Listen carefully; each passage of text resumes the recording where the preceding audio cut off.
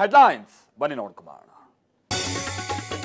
ಬೆಳಗಾವಿಯನ್ನ ಕೇಂದ್ರಾಡಳಿತ ಪ್ರದೇಶವನ್ನಾಗಿ ಘೋಷಿಸಬೇಕು. ಶಿವಸೇನೆ ನಾಯಕ ಆದಿತ್ಯ ಠಾಕ್ರೆ ಆಗ್ರಹ. ಬೆಳಗಾವಿ ಸುದ್ದಿಗೆ ಬರಬೇಡಿ ಎಂದು ಸಚಿವ ತಂಗಡಗಿ ಎಚ್ಚರಿಕೆ.